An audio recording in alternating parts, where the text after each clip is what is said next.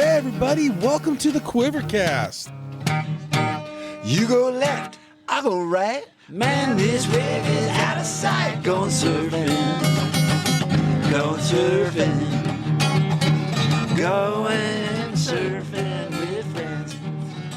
All right, everybody, welcome back to the QuiverCast. Today we have Hans Hagen. How are you, Hans? Doing great. Thanks for having me, Mike. Oh, I'm super stoked. Laguna Beach. Go back as far as you remember about Laguna Beach. Man, I was born in 1971, right down the street from my house at South Coast Medical Center, same place where I had my son. Yeah, my dad was a school teacher, and my mom worked at an antique store here in town, and I started surfing when I was about 8 years old. Okay. Yeah, Laguna was a really simple place then. When I looked from my elementary school to the Inland Empire, there was no development. There was one building, the Ziggurat building. Yeah, it was a really simple time. Wasn't as expensive as it is now. We used to have horses that we used to keep over by El Moro.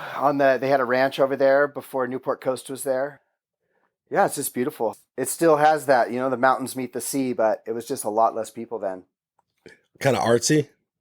Definitely artsy. It was like the fallout of the whole psychedelic era, in the 70s. Although, 1970s, I think uncontestably 1977 alone had some of the best rock albums in history. But, the Hendrix kind of psychedelic, Timothy Leary, Merry Prankster, Laguna Beach era was fading out. I was definitely a child of the 70s and the 80s. Okay. And Laguna Beach in the 80s was incredible because that's when I really started surfing every day. And the local crew was really solid. We had a lot of characters who played big roles in our lives as surfers here. It was definitely a pecking order. That was a great surf scene growing up here in Laguna. Yeah, it sounds right. So how did your mom and dad end up in Laguna? Well, my mom grew up in San Clemente. She was the first graduating class from San Clemente High. Oh, wow. That's cool. Yeah, super cool. Her sister and her lived a very simple life before the freeways, and it was almost like ranch life. They were riding horses. It's like the Mission San Juan. She was a big part of that. Her sister was married to Danny Bronner, who, member of the Sandells, who scored the original Endless Summer and glassed more boards than anybody. He was a big part of the Hobie factory, and so I was privy and lucky enough to grow around that glass shop and get my first boards and all that. My dad was from El Monte, which was, kind of East LA across the way. And he was a surfer. He was a core surfer. So he would drive down and surf early days at Trestles, and he met my mom, and she wanted to move to Laguna. So they made the move. Laguna's way better than El Monte, I bet. Or at least now. Yeah, I think so. El Monte was probably cool back then too, though. Probably a lot less people. Yeah, a lot less people.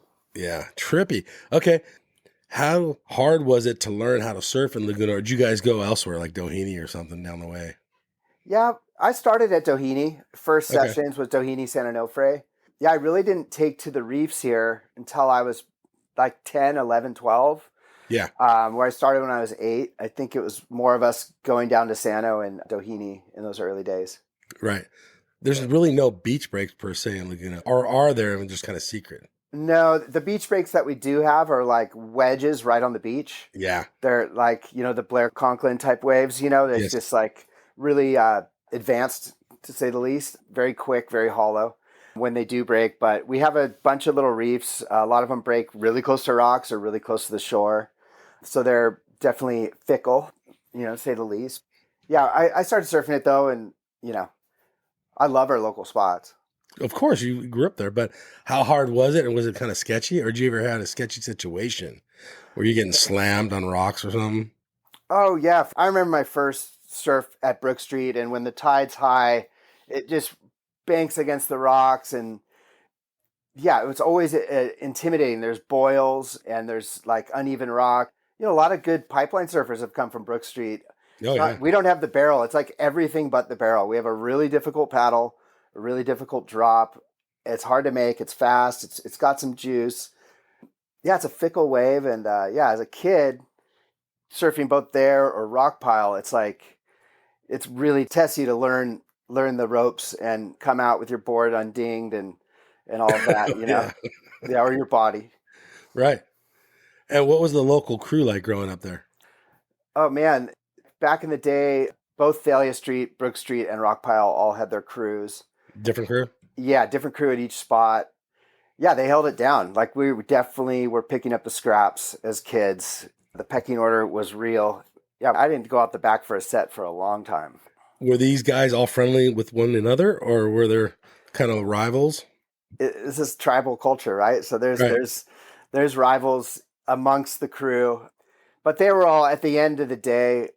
We all stuck together and they showed us the ropes and let us get ours as we patiently, humbly moved up the ranks and make the wave and surf them well. And then you start to, slowly get your spot out there.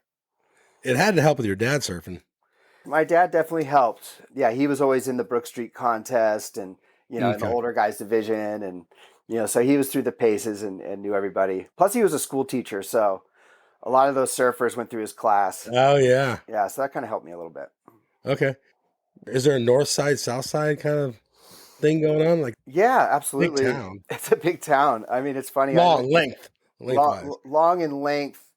Yeah. Uh, yeah, there's definitely a North Laguna crew. There's a Village crew, which is like, the Brook Street Thalia guys. There's the Rockpile crew, and then there's Agate, and then you go to the South Laguna beaches, Okay. where like the Bryan brothers and all these guys at 10th Street Bros have their little thing. Yeah, they're all unique spots, and yeah, it's funny. I live in South Laguna now, so it's like I tend not to leave here as much. Kind of wait for the local spots to do their things, or Yeah. like, oh, I'm kind of body surfing more, or like Okay. whatever it may be. Now, you said Laguna changed. How has it changed? Besides more people. Say our population's about 12,000 people, Okay. and statistically in the summer it turns into like 60,000 people. Yeah. So we're highly impacted by tourism. And yeah, the price of real estate's gone up where a lot of surfers living the kind of simple surfing life, holding down carpentry jobs, all that kind of things. A lot of them have lost their foothold. So we miss a lot of those core characters, but we still have so many of the people in place. Yeah, I'm always grateful to see people around, and I get motivated by seeing who's in the water, whether it's Jeff Booth and his kids or, a lot of the regulars, Rod Greenup, who owns Costa Azul. He's a really great big wave surfer. And, he's out at Rock Pile, or there's Eric Nelson at Pile. And like, I don't know, we keep each other motivated to stay in the water. That's cool. Also, the town itself has artsy, but you like the pageant of the masters. You have some of the things that have kind of been there forever, it seems like. Yeah, I mean, the Sawdust Festival, the Sawdust Festival of the Festival. Arts, the Pageant of the Masters. And then, yeah, it's a lot of the galleries, a lot of live music still. There's a lot of really Okay. good local bands. Yeah, it's a beautiful place to call home. I mean, Yeah, it's we stunning. have trails to hike and mountain bike. I love to mountain bike ride, and just the water clarity. When it's flat, it's okay to go diving. All of us have mask and fin setups, and there's always something to do every day. Right on. And yeah, it has a good vibe. We still have the Laguna Art Museum.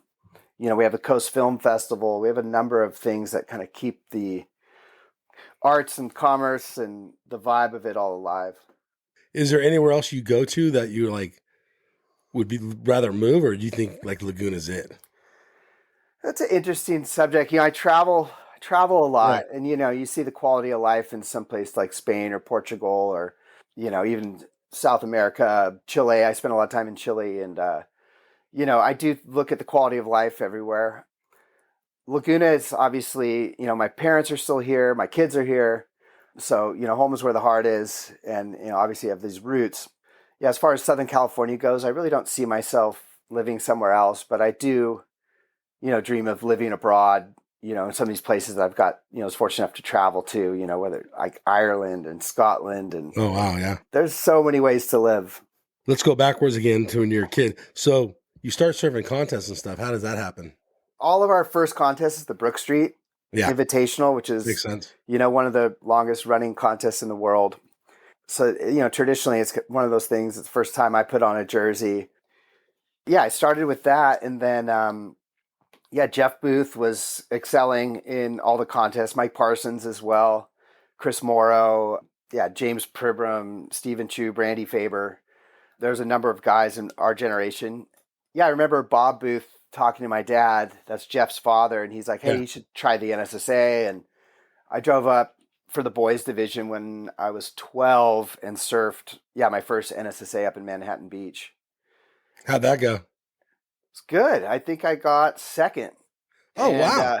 yeah, That's pretty rad. which was cool. Yeah, that was like, Strider, Wazlewski, Jamie George, Shane Beshin, that whole class of, Taylor Knox, Evan Slater. Yeah. Yeah. Wow. So did you feel like this is something I'm going to keep doing? Yeah, I loved it. I loved having a plan on the weekends. And, me and my dad getting to go up and down the coast from Santa Cruz to San Diego. And, I'd usually have either an NSSA open season or an Explorer event, every other weekend. Okay. So I liked it. It kind of kept me out of trouble. So how long did that go on for? From 12 to 18. Okay. Yeah. And you turned pro after that? Yeah. After high school, I went straight into, the PSAA was going, Thriving. thriving. And, it seemed like an option. I had some sponsorship going. I was writing for Gotcha and a few other people. Terry Martin was making my boards. Yeah, I had a little opportunity to do the PSAA and then go on a few surf trips here and there. And, at that time, we're all kind of looking around and just like, I wanted to live the surfing life. There was kind of no turning back. When I got out of high school, I was like, I want to see the world and I want to go surfing. Right on. What was your parents saying?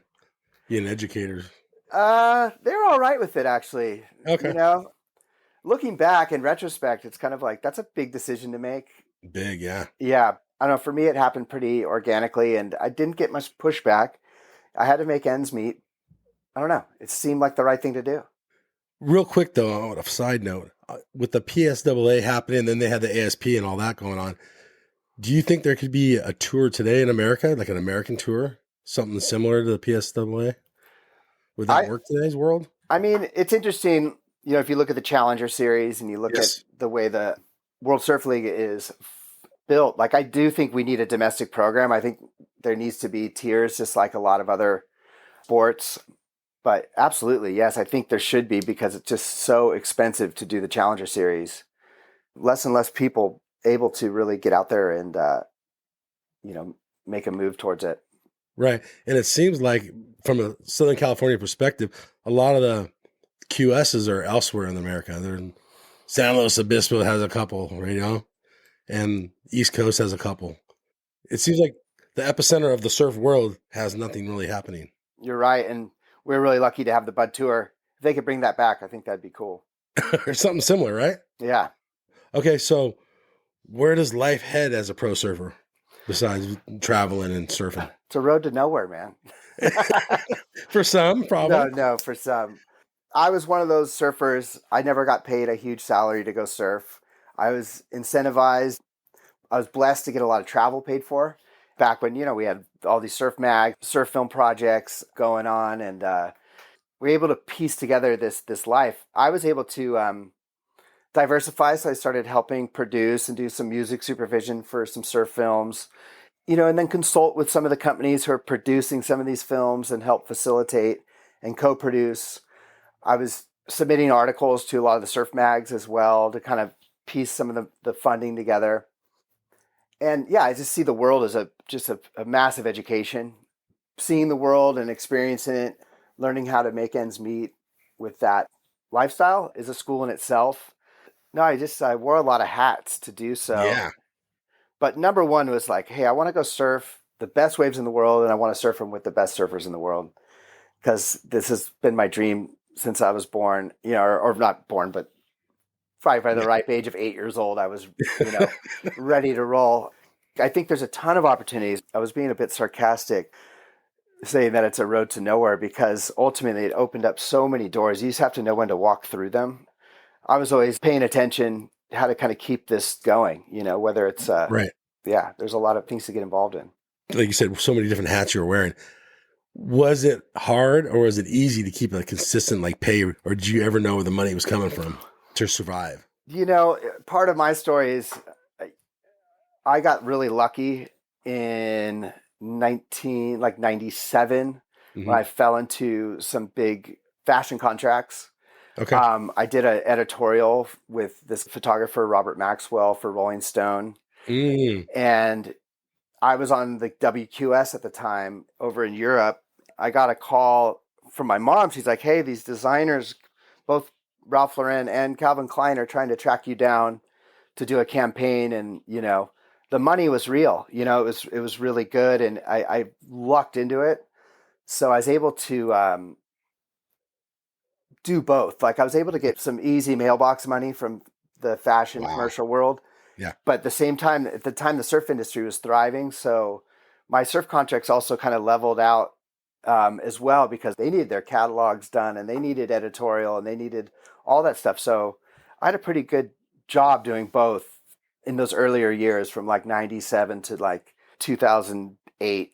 So I was able to see the world and be a free surfer and do these creative projects with kind of the balance of both worlds. So does that mean like you were a model? That's what I was. Okay. How's that lifestyle? Does it cohesive with surfing and the Well, surfing lifestyle?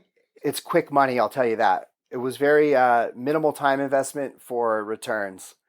Big And returns for you? yeah, just to make That's money, cool. to go on Yeah, my next cool. surf trip, Okay. to fund a Yeah. film. If Chris Malloy's like, hey, we're going to Scotland tomorrow. One guy just dropped out. Can you go? I'm like, yes, I can. Sweet. I had that freedom for those years, which really helped that pursuit. And to say, yeah, with modeling, I never made it a lifestyle. I made some dear friends. Hmm. Photographers kept getting me back. I felt like we had some true friendships. That's just my character to, I keep it real with people. And, I was able to roll and make that a nice little side job for a little window of time. Any of the other guys, your buddies that surf, like, hey, get me a job with you? Oh yeah, I mean, anytime I had a chance to hook up a friend at a Yeah. casting, or I'll tell you, over the years, I've made a lot of other people money as well with my Cool. contact. A lot of the groms out there, when they're looking for someone else or a different look, I'll get a call and set people up, and yeah. In the world of like modeling, like what was your biggest shoot? Like what were you on? So you said Rolling Stone and I kind of worked all the major, Vogue and really? yeah, and what are all these publications? I haven't looked at a I don't even, magazine rack in so long, but I know. I Yeah. worked for majority of the main editorials, for Wow. and then yeah, my first job ever, I was with Bruce Weber, and I flew over and I was with Naomi Campbell and Bridget Hall and Wow. that guy Tyson Beckford, who was like the first male supermodel, and this guy Matt King. And yeah, it was wild. I went straight into like a limousine down to the Florida Keys, shot my first campaign, and from then on I was kind of in the mix with Ralph Lauren and Wow. doing a bunch of good stuff. I mean, I don't know that world at all. I know those names. So were you tripping out? Absolutely. Yeah, at that time I didn't have an agent either. It was kind of Hmm. my friend Robert Maxwell, who shot that Rolling Stone editorial, was like, he played agent for me. It's Okay. just as a homie, and like, he negotiated. He's like, okay, I got you. You're going to shoot for 2 days. You're going to get 10 grand. And they're like, I remember like, oh, cool. And I walked back as leaving, and they're like, had a checkbook. They're like, oh, what did we agree on? I'm like, ma'am, yeah, $10,000. And they're like, cut me the check, put me in the car. I went to the airport. I felt like a thief, like a criminal. Like, I'm like, is someone going to take this from me? I can't believe it. I was like, could go to Indonesia, go to Chile, go wherever I want right now. That was a lot of money back then. Hell yeah. How'd they find you?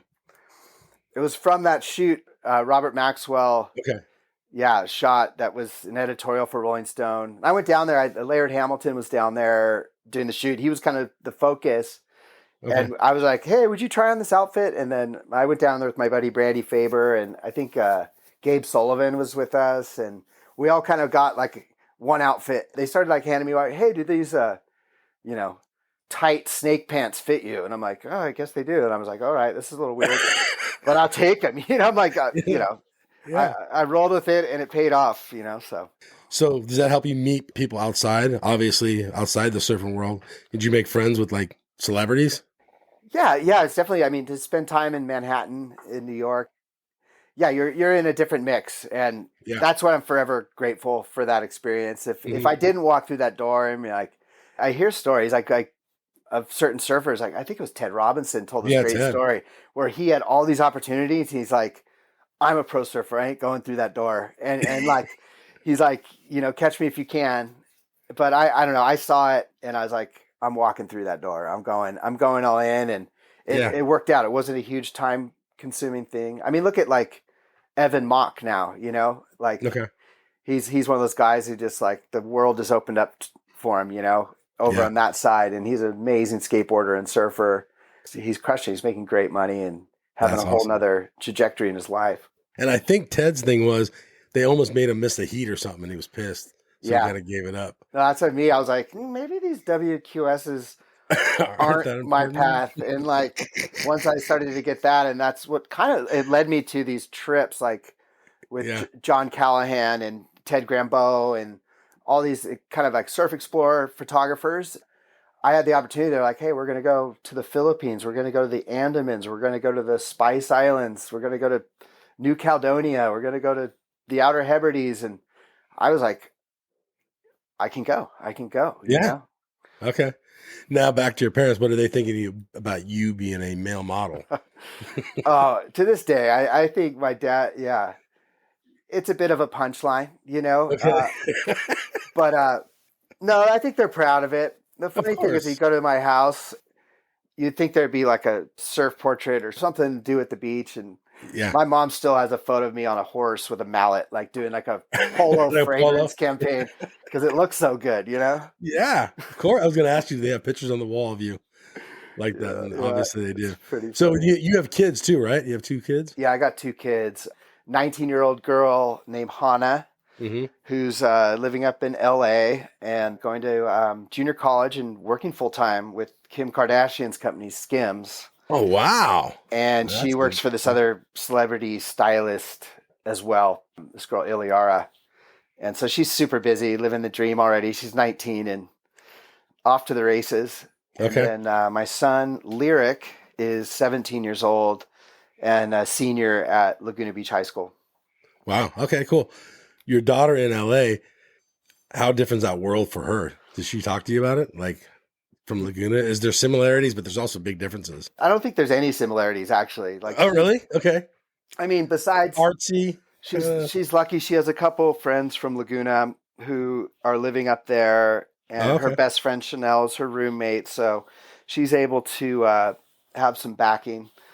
And That's rad. yeah, so she's not lost in the shuffle. She's Okay. got roots up there. Her mom Carla and her grandmother, they're all there. So Oh, okay. so yeah, so she has some roots That's awesome. and some good friends. So Okay. Do your kids surf? both recreationally. Yeah. Okay, cool. Yeah. That's how it should be, really, right? Absolutely. I never pushed them. They're in the water like super early in life, like a dad like me would do. Mm-hmm. As soon as they were comfortable, they were on front of my board, and such beautiful memories as kids. My son went deeply into academics, and my daughter's That's more of cool. a creative type, and she's into design and fashion. But Rad. she still surfs. She'll get out there occasionally. And it's probably a little friendlier up in LA to surf than it is Laguna. Yeah. Not such harsh elements, it seems like, with rocks and stuff. Yeah, you're right. That's cool. So how did you get into like kind of the music scene? I started playing music in elementary school. We had a great music professor. Early on, I picked up the saxophone, in elementary school. Yeah, of course. My Yeah. best friend from when we were second grade was Taylor Hawkins from the Foo Fighters. We went through the music classes together, like marching band and jazz Mhm. band and all those things. And we started our own band in junior high where I'd do all the lyrics on saxophone. And then he would play drums. We'd have a guitar player, this guy, Matt Kalatsky. And so Wow. we had a little 3-piece. We'd play on the quad at lunch sometimes. And so I was like always around music. Fast forward, just simply being a fan of music through high school was just one of those things. I always had a good ear, I thought, and just was a huge fan. I went to the US Festival in 1982 as a kid and How old saw are you, like every 10 or 11? Yeah, I was like 10 and got to see The Clash and Missing Persons and Men at Work and all the bands I loved then. And In Excess Wow. opened up.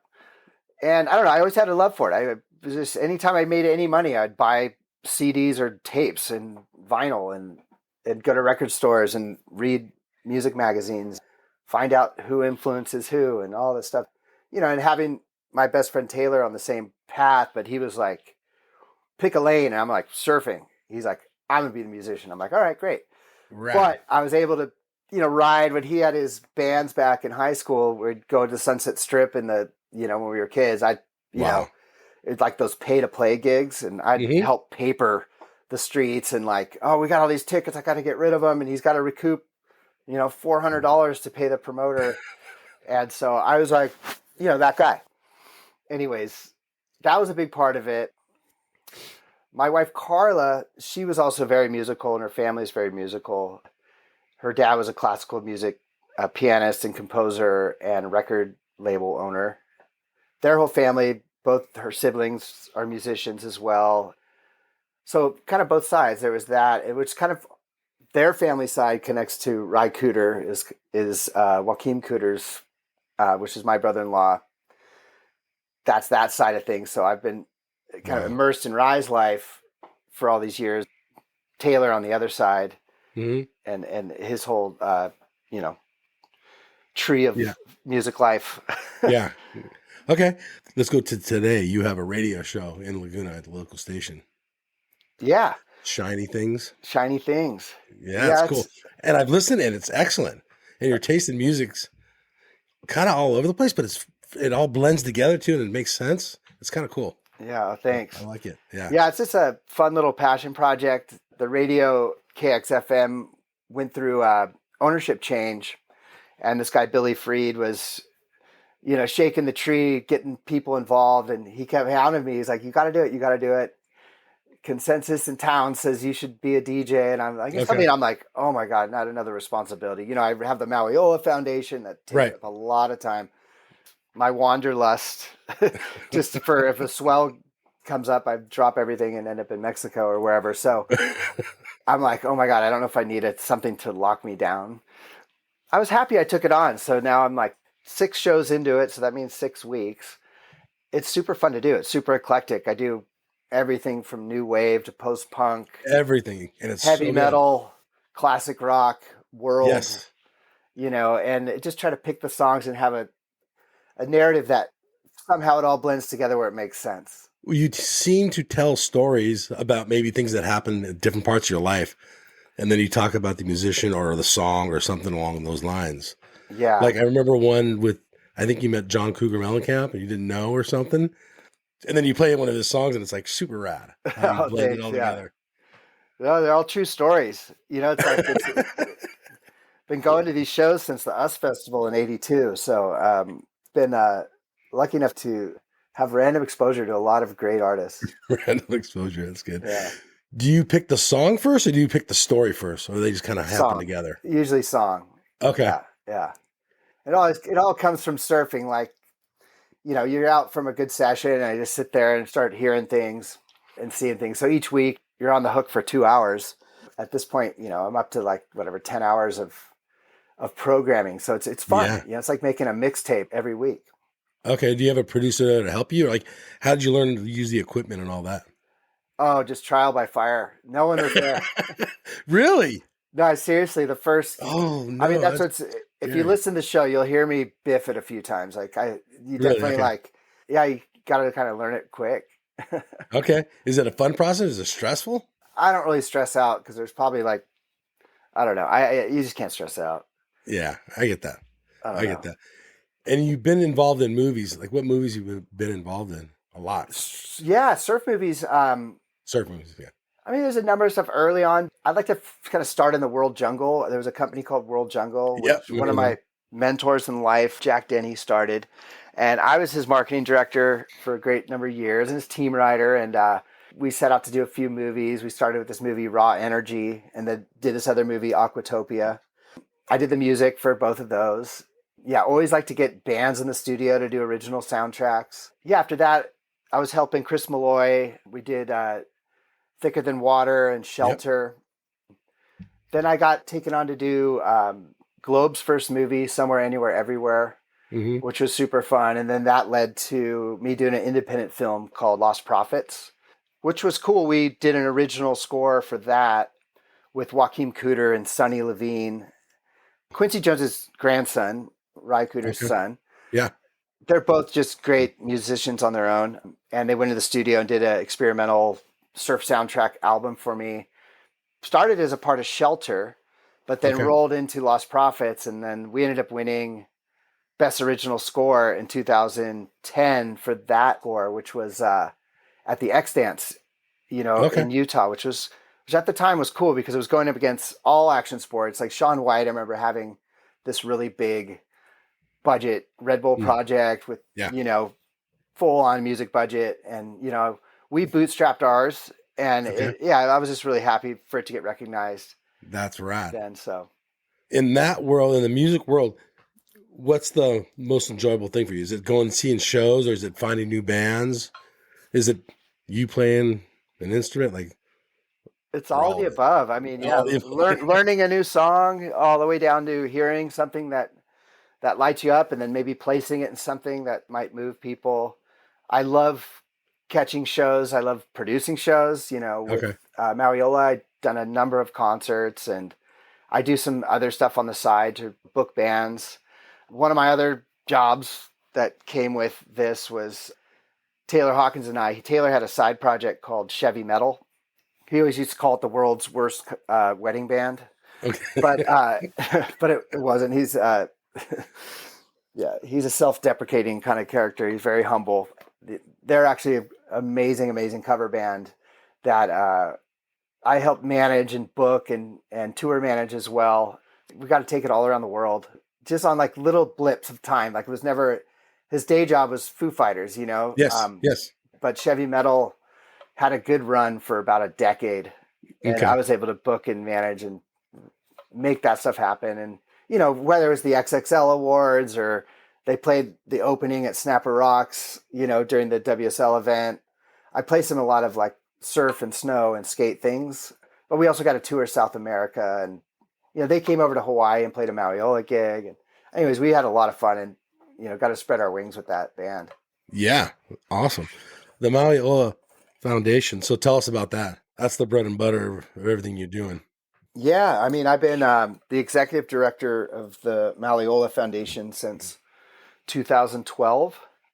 What the Mauli Ola Foundation does is we introduce surfing as a natural therapy for cystic fibrosis.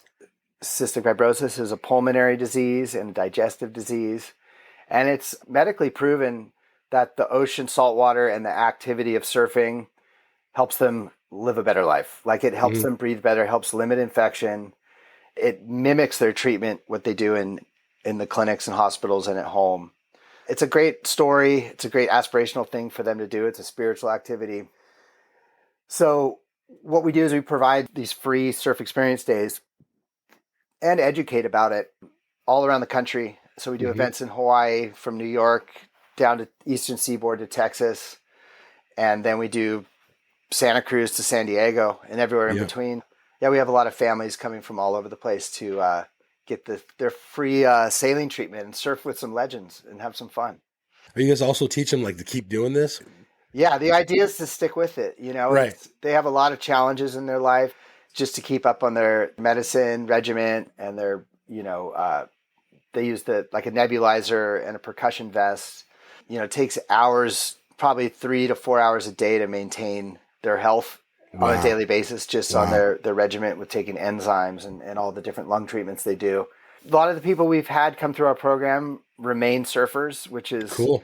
A huge part of it, or they keep it like as a recreational thing when the time's right. But we just make sure to keep encouraging them, give them a sense of community around it, give them equipment. This year, every kid who did our event on the West Coast got a new board. Okay. So that's pretty rad. Yeah, it's pretty cool. It's niche. It's not huge. It's not, the numbers aren't massive. There's 30,000 in the US. Okay. We've taken over significant number though. Over the course of the last 12, 14 years, we've taken thousands of kids out. So do they come back when you're like in their local area and go surf with you guys kind of thing too? Yeah. A lot of them stay in touch, and we'll do some sidebar stuff, or I'll link them with an athlete or a surf school sometimes. And we try to keep that going. A lot of these people are so generous with their time, and try to facilitate more of those one-on-ones. But the main thing we're set out to do is to do these days, and then people come from out of state. We make it a really special day, and then we educate about the idea. Rinse and repeat every year. We do the same thing, and we get usually 30% new participants. We have a lot of repeat people as well over the years. Becomes like a family. It's like an extended family. And what have you learned from this? Surfing is kind of a selfish thing, or it's kind of about us.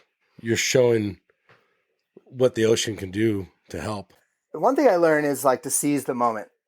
People living with cystic fibrosis have a short lifespan. That teaches you to be present in the moment and teaches you to appreciate life. I see a lot of kids go to surf camp and there's pushback where everyone who signs up for Mauli Ola events is like, let's make this count.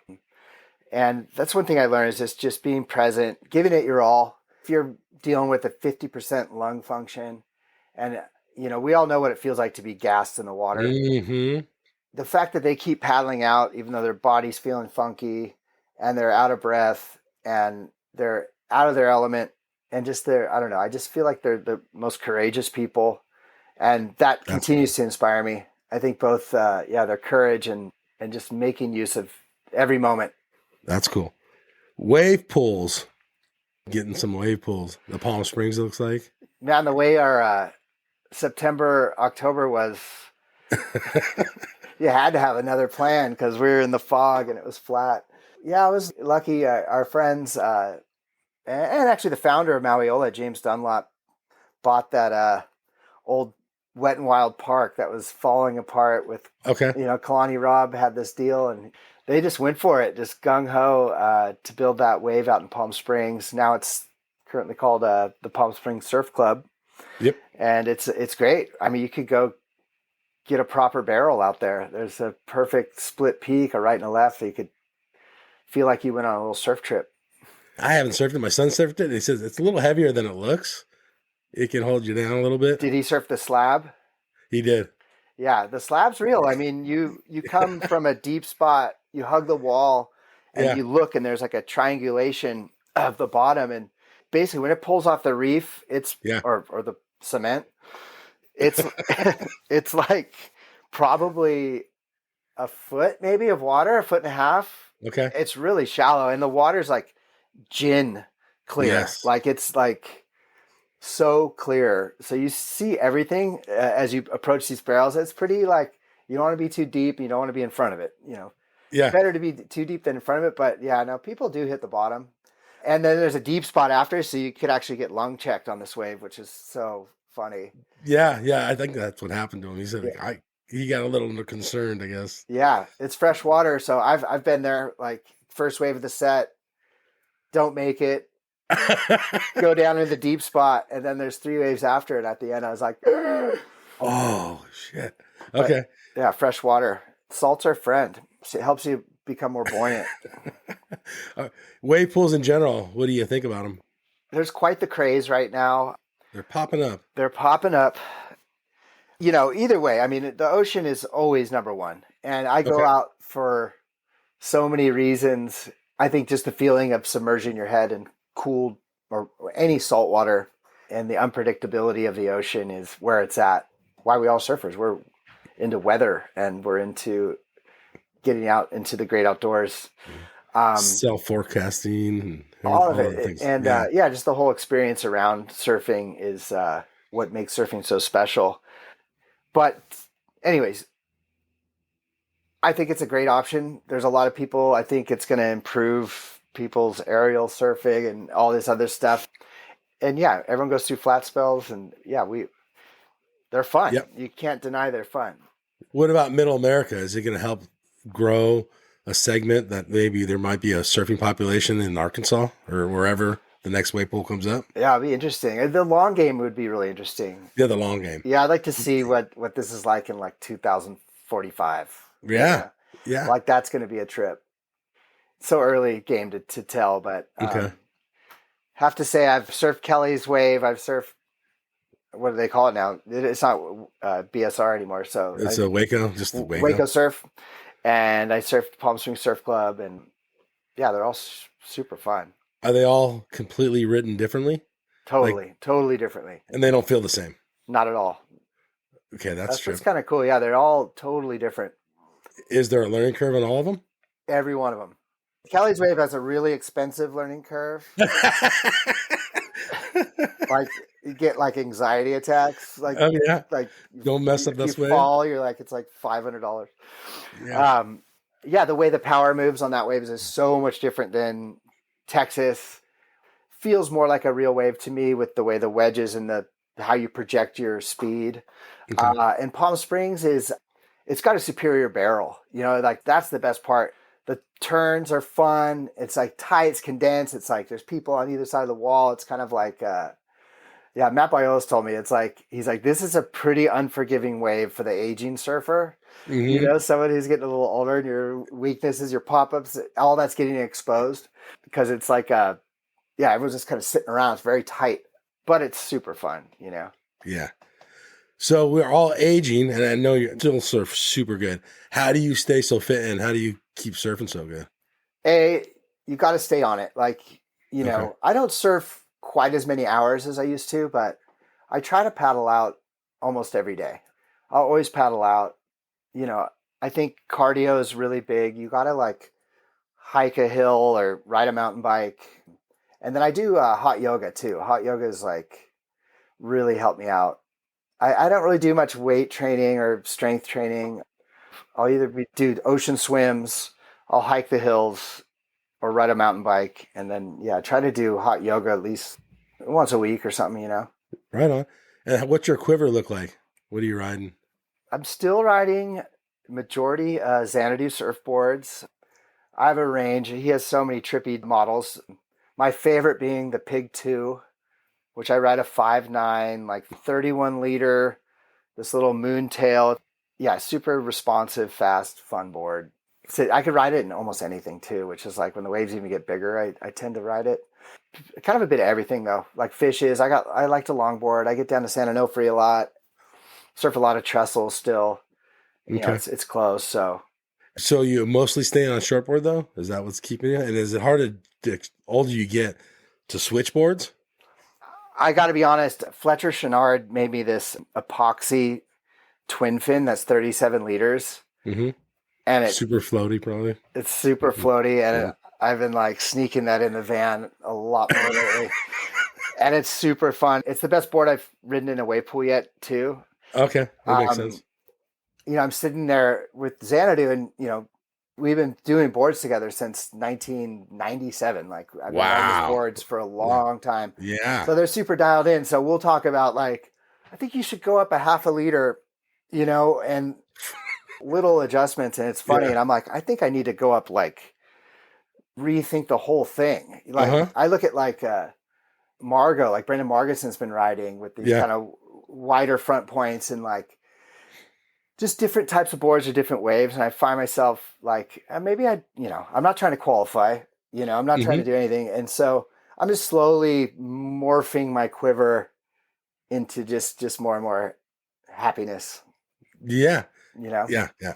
For sure. if that makes any sense. I think It my makes 100% sense. volume is coming. My tails are getting narrower. My wide point's moving up. I'm paddling. I'm catching more waves, and I'm going faster. But this is me thinking of my 2 years from now self. Because if you look at No. my quiver now, it's like I have a bunch of like blades, Yeah. and I Yeah. still love No. them. Yeah. At least you can jump on them and surf on them. So Yeah. that's super cool. What's your favorite wave of all time? Location. Jeez. I think uncontestably, if you ever surf macaronis with light crowds, Mm-hmm. that's one of the best waves in the world. Like Okay. you can't really compete with the quality of that wave. Same as Lance's, right? Like that wave, I kind of like if I could morph back to 1998 Mm. Ments and think about those two waves and how I got to surf those with very little crowd. Yeah. Those are dreamy, but I love you know, I love getting tubed. You know, anytime a wave will offer you that, which you know, we have a ton of those opportunities around here. You know, with some of Yeah. the beach breaks. I love getting down to the points in Mexico. That's like been my go-to for the last like good 20 years. And how much are you traveling? So you're still traveling, working and everything? Are you trying to stay more and more at home, or what? Last couple of years, I was really on the go. I was spending a bunch of time in Europe and Chile and Hawaii, but this year it's my son's senior year, and I was like, hey, so I started a radio show. I started this, I'm like, I'm doing things to just enjoy this year while it's my kids, the run of both their school lives, in Laguna is coming to an end. So this year I'm making a point to be here. Right on. So Hans, thank you so much for coming on the QuiverCast. It was super fun chatting, man. Yeah, I appreciate it. Yeah, stoked. Thank you. All right, everybody. This is Mike and Hans. We're out of here. Right. Man, this wave is out of sight. Going surfing. Going surfing. Going surfing with friends. Ride this wave to the shore. Paddle out, I'm gonna catch 10 more. Going surfing. Going surfing. Going surfing with friends. I don't care if it's wrong or right. I'm gonna do it all day, I'm gonna do it all night. I'm going surfing. Going surfing. Going surfing with friends.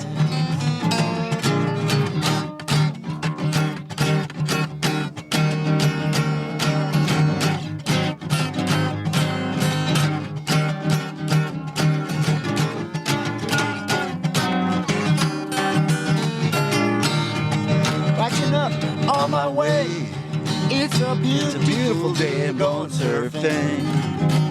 I'm going surfing. Going surfing with friends.